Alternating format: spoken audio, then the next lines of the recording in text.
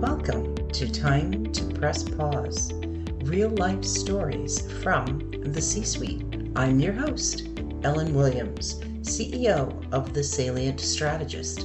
And in today's episode, my guest is Jeffrey McNulty, CEO and founder of New Retail Ethos Consultancy.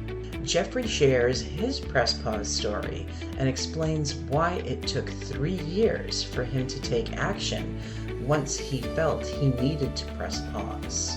We discuss some of the challenges he had, and he relays how important it is to have friends and family that are both supportive and willing to give feedback.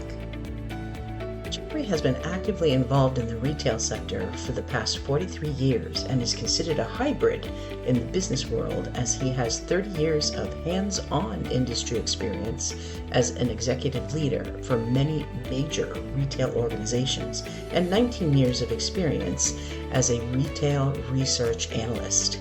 He is a top 100 global thought leader, retail engagement expert, leadership coach, innovator, online course creator of the Ultimate Retail Courses, and best-selling author of the Ultimate Retail Manual, which is in 27 countries. Jeffrey has been featured in Forbes, BizNow, BizTalk with Score Radio, and the Positive Effect LinkedIn live streaming event. Hello, Jeffrey. Welcome to Time to Press Pause. Thank you. It's my pleasure to be here. It's my pleasure to have you here. Jeffrey, you and I connected on LinkedIn, and we had a good DM conversation going on. And I'm really pleased that you agreed to be a guest. And so I'm actually quite eager to hear your press pause story. Okay, how long is the show again? Hey, don't ask me open-ended questions. No, I'm just kidding. No, I guess my first life pause probably happened in 2009. I spent about 27 years in the retail sector as an executive leader for the Home Depot, Lowe's, Barnes & Noble, Shopko, PetSmart, Toys R Us, Publix, and Festival Foods. And at that time, I was also working as a part-time research analyst for Gearson Lehman Group out in New York for about 4 years. I started feeling unfulfilled and disenchanted with my long retail career. I lacked my usual exuberance and passion, which was my signature energy. I didn't understand what was going on. I couldn't process the disappearance of my consistent zest from my retail leadership. So it took about another 3 years before I heeded my new, what I call life purpose. I finally decided to embrace retail consulting as my new career and left retail executive leadership, which is a very hard decision to do after so many years, and was now assisting numerous research firms throughout the world. My reputation got around Gearson Lehman Group from 2005 to 2012. I had a lot of global clients that I was working with, so I was assisting them with their projects. I was speaking to clients on Wall Street, hedge fund managers, equity investment partners, founders, CEOs, entrepreneurs, a few intrapreneurs, which was kind of cool. I was starting to get a really good reputation to convey diverse topics to a myriad of audiences. And I was getting rave reviews from my bosses, my peers, and my clients. And so I continued that for about another 6 years. And then in 2017, my second life purpose or pause happened. I started receiving numerous suggestions over the years from clients, peers, colleagues. Of course, family and friends are always supportive about writing a book. And I thought that was a very daunting task. I'm like, writing a book isn't easy. I've never written a book before, but I finally took the plunge, and it took me about 17 months to write and publish my best-selling book, The Ultimate Retail Manual, Strategies for Retailers to Thrive and Succeed in the Digital World. I'm blessed to have my manual resonating with readers. I think it's in 27 countries now around the world, and it has received 73 five-star book reviews. I really did enjoy my long tenure in the retail sector. I'm honored to have worked with so many true servant leaders, such as Bernie Marcus, Arthur Blank, Ron Brill, Ken Langone, and Marvin Ellison, the current CEO of Lowe's right now. On LinkedIn, I share a lot of information for free. I don't speak about my business an awful lot. It's actually more non-business related content.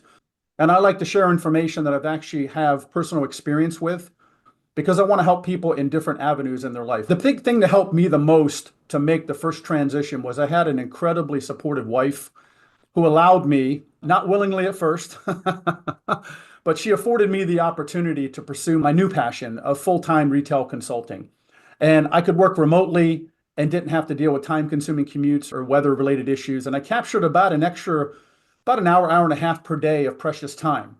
And this was new to me because I never had a remote job. The first thing I noticed right off the bat was my energy level skyrocketed because I was following my passion while not being totally consumed with putting out proverbial fires all day long. You're dealing with conflict resolution for hours on end, having to be on all the time in a retail store it's physically and mentally demanding. And it's almost like every hour is like 1.5 hours of working because your mind is constantly active. Now I'm a Gemini, so this fits in my wheelhouse, but it was still challenging at times. You're helping people, but you come home at the end of the day, you're tired mentally, Yeah. right? Yeah. That's an interesting point because many of the other guests on the podcast have not been in a physically demanding role. So I think that's a really interesting point. I want to go back to a couple of things that you said. First of all, thank you for an amazing press pause story, 2 of them, and some really great background on yourself.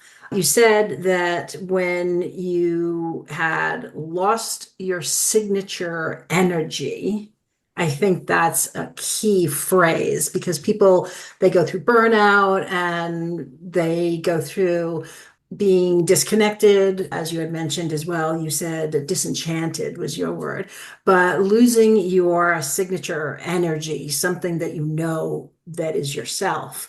I think that was a great way of putting it. Now, you did say that it was difficult to leave the executive and go into consulting. So you mentioned that your wife eventually became supportive. What was that time period between your decision to leave the executive role and launch a consulting business? It happened in a couple different steps. The first step was 3 years, from 2009 to 2012. I still stayed in retail because I woke up one day, kind of felt these feelings. I didn't know how to process them. In our society, it's changing now, which is really awesome. But men weren't really allowed to share their feelings of, hey, I don't really want to do this anymore. I feel vulnerable. I feel uncomfortable. And my wife was very supportive, but it's not something you heard a lot of men talking about because we're supposed to put our heads down and nose to the grindstone and don't complain, suck it up, all that. I'm like, that doesn't sound right. I couldn't process it for about 3 years. I worked at one other retailer and I thought, I'm doing a disservice to the organization, to the employees that are looking up to me for leadership, to the customers. I just didn't have that signature energy of my passion and zest for helping people. Like, I'm an outgoing person. I can easily talk to anybody in almost any environment. I really enjoy learning about people. And a department head came up to me one time and he said, tell me why I should be an assistant manager or store manager in retail. And he started listing off all these things that is included in retail. And I didn't have a ready response because I was feeling, I don't know if the word's burned out, but I was feeling disenchanted, like I said, and I didn't feel it anymore. And it's like, it's weird. For 27 years, you're going in one direction, full steam. You have no doubts. You continue to progress and grow and help people. And then one day you wake up and you're like, what happened? And I'm a very spiritual person. I'm not very religious, but I'm spiritual. And it's almost like my soul was saying, Jeff, it's time for you to get on to another path. And you're resisting it. So I resisted it for about another 3 years. And then I finally said to my wife, I don't want to do this anymore. It's not fair to the employees, the leaders, the customers that I'm working with because now, if I was a regular associate, it probably would have lasted a lot longer. But I take my leadership. I think being a leader is a privilege. It's an honor. And I treat it with reverence. I really do. And it's something that I worked for a lot of managers, not leaders. And there's a huge difference between the two. And so I said, if I can't do the job anymore with the same passion that I feel, I'm going to step aside. And so that's what happened. And the process was daunting and uncertain at first because 30 years of momentum flowing down one specific path, it takes a Herculean feat to kind of pivot and refocus your energy towards a new career endeavor. And I embrace change. In fact, I created an axiom called chase the lion. Don't let the lion chase you. And lion is change. So whenever I have something that needs to change, I turn around mentally, pivot, and sprint towards the change because you cannot run a lion. A lion's going to catch you. The change is going to catch you. So why not just shorten the path, get there sooner, embrace it, learn from it, and move forward. I love that. I love that the visual for everyone just listening. Even though you can't see the hand gestures he made, I think the visual of turning around and running at the lion is there. I'm a very visual person. I'm also a very spiritual person, so I connect with you there as well. And I really want to get back to the fact that, number one, it took you 3 years, potentially because of when it was, like you said, years ago, that wasn't something a lot of people were talking about. But the fact that you had introspection enough to know that you were doing a disservice, not only to yourself, but to those you were leading, to those you were answering to, it wasn't benefiting anyone for you to stay in that role. That's really impactful, that it wasn't just about you. Although we all have to identify our passion and we all have to take responsibility for our happiness. What I'm hearing, part of that was how you give to others. The journey that you outlined is amazing, and some of the tools that you've actually illustrated here are great. So you move to the consulting, you don't have the commute. A lot of us are living through that now, but you also said you were always putting out fires and that you always had to be on. Can you talk a little bit about how moving into consulting, and then your second point is moving into being an author, how that ability to not have to be putting out fires and always be on allowed those two different careers to flourish? Yeah, it opened up a new level of energy within me now. Friends, family, wife, your friends, whatever, would say, Jeff, you don't have a shortage of energy. That's for sure. But it's different types of energy. In retail, there's a lot of acronyms, so I kind of took that behavior along with me. Create acronyms or axioms, if they're not acronyms, to keep me centered and grounded, to make sure I'm focused on what I need to do. And one of my favorites is called SAGE. It stands for sincere, authentic, genuine, and engaged.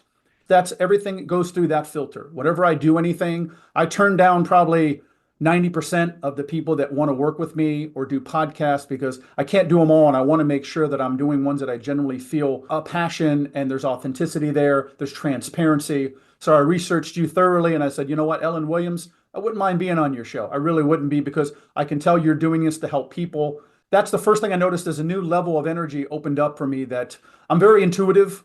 As I've gotten older, I'm in my 50s now, and I think I'm the only person that says this. I love getting older. I love it because I get more experience, I get more knowledge, and then that turns into wisdom for me anyway. And then my next passion is to share that wisdom with people, because I had a very tumultuous childhood. I moved 17 times in 7 years from 5 to 12, in and out of juvenile home. I was a very bad kid, running with the wrong crowd. And at 12 years old, I was on the way to the courthouse, and I said, God, I know I don't speak to you a lot, but if you get me out of this, I'll turn my life around. I'll start reading the Bible, I'll quit smoking.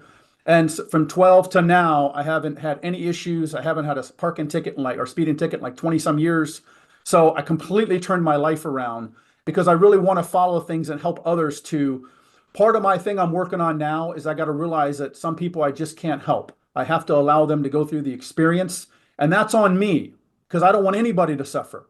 But without my childhood, I wouldn't be the person I am. They say some of the most effective healers and teachers and leaders are ones that had very, very rough and tumultuous childhoods, because they understand pain. So I can relate to a lot of people that are suffering in their lives.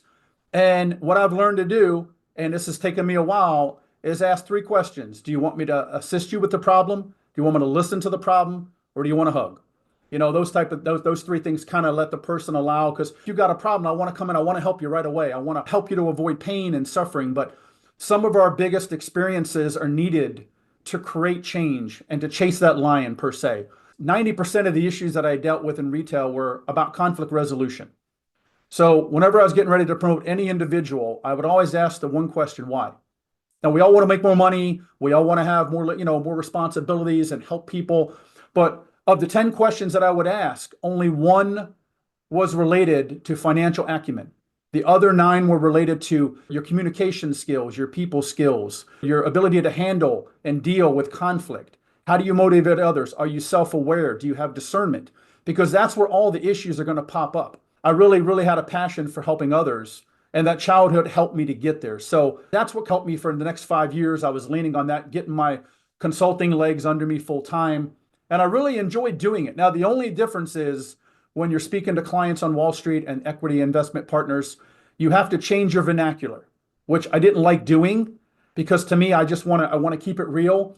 But you can't say sales are up. You have to say top line sales have increased exponentially. You kind of have to, and I don't like doing that because to me, that kind of feels a little bit, inauthentic. But that's the language that they speak. So I was able to adapt to that environment. And a lot of my colleagues that I recommended weren't able to do that. They had the knowledge, they just couldn't communicate it to a diverse audience, kind of. There's a lot to unpack with unpack. Here we go. So we don't have a lot of time left, but a couple things. One, I want to thank you for the kind words that you did your research about me and selected to be on the podcast. I appreciate that. You're welcome. I do like imparting knowledge and helping people. And although I don't necessarily want to say I'm enjoying getting older, I do enjoy the wisdom that comes with it. And I do think there's a point where it does turn into wisdom. I love your sage, sincere, authentic, genuine, and engaged. Yep. That's a great, simple, right? Acronyms. Sometimes you're like, oh, it's so long. How am I going to remember this? Right. But that one's nice and simple. And amazing, your story of childhood. And I really appreciate you sharing that. I agree. Sometimes your younger years, when you go through something that is quite challenging, or to your words, pain, you go through pain, that does give you a certain perspective as you get older, and giving back and being able to help and understand other people. I think there is that opportunity to make that pivot, and I'm so thankful that you did. So with all of the wisdom you've already shared with us, I do have one last question for you, which is, when would you say a CEO or a leader would be able to identify when they need to press pause? Yeah, that's a great question. I work with a lot of C-suite leaders around the world, and this is one of the things that's the hardest for them that I find out. What I share with them the most is that when you lose your normal exuberance and passion for what's going on, it doesn't have to be with your career. It could be with anything relating into the business. And, as we talked about, leadership burnout is very real, and it can have devastating effects on our physical, emotional, mental, and spiritual health. And our families are the first ones usually to notice that something's off. Your close people around you really notice it right away. And that's why I focus so much on self-awareness and discernment with myself and the leaders that I work with, because it's very hard to evaluate ourselves when we unconsciously don't know that there's something wrong. I would recommend periodically checking in with your family and close friends being key words here, and seek their feedback. Say, how am I doing? Have you noticed anything off? Just get their quick feedback, because they're probably waiting for you to open the door. A lot of men feel vulnerable about sharing their feelings or mental health issues because they view it as a sign of weakness. I know I did. Society's archetypal male stereotypes are loosening. So now it's more accepted for men to share their feelings about struggles and their fears and their concerns more readily. Jeffrey, it's truly been a pleasure. You've imparted a lot of wisdom and great advice and even some tactics, and I appreciate that. Thank you so much for being on Time to Press Pause. It's my pleasure. Thank you for listening to this episode of Time to Press Pause. If you're interested in learning more about Jeffrey, please visit theultimateretailcourse.com. If you're interested in learning more about me, please visit thesalientstrategist.com. And please join us again wherever you listen to your podcasts.